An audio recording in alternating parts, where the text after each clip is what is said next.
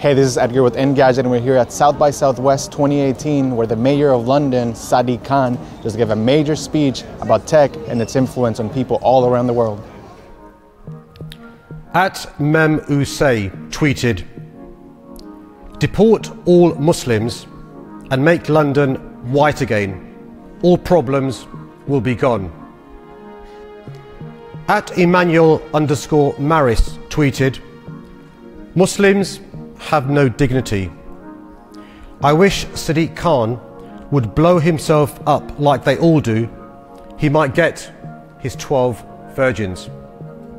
What happens when young boys and girls from minority backgrounds see this kind of thing on their timelines? One of the main points of his speech was how social media giants like Facebook, Twitter, and Google need to do more to prevent the spread of fake news and hate speech on social media.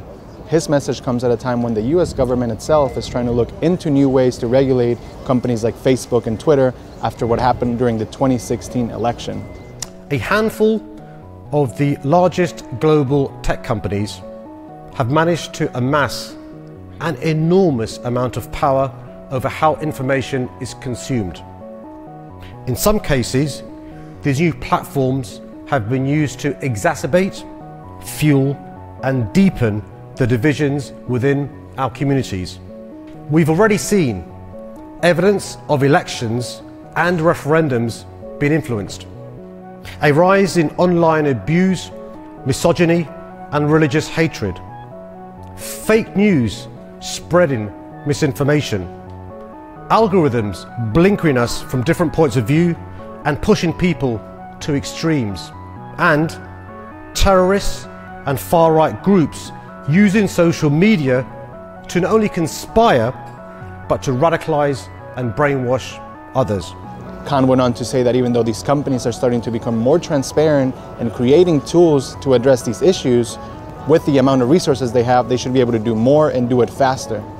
If this doesn't happen, then more countries will start to follow or go further than what Germany has done. The German government have changed the law so that social media companies face hefty fines if they fail to quickly remove hate speech, fake news, and illegal material.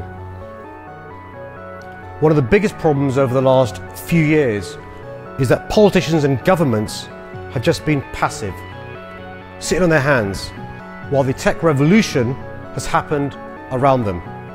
Perhaps we all place too much faith in the stated intentions and vision of the tech pioneers, the vision of great openness, inclusivity, and morality to create something that benefits everyone.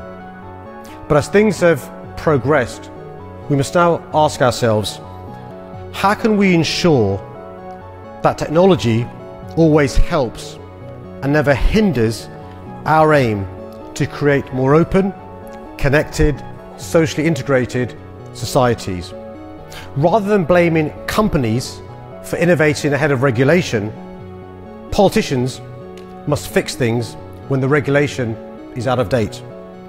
The question now for governments or traditional sectors should not be how to slow down innovation in its tracks, because we can't and we shouldn't. It should be how we mitigate against the potentially negative impacts of disruption.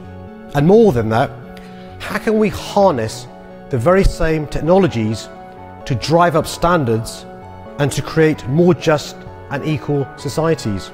Even though Khan is not a politician here in the US, the effects of social media can be seen all around the world, where platforms like YouTube, Facebook, and Twitter are being used to spread fake news, promote hate speech, and even used as a tool for terrorists. The Mayor of London ended his speech by calling on global leaders and tech leaders to do more to create greater inclusivity within the tech community.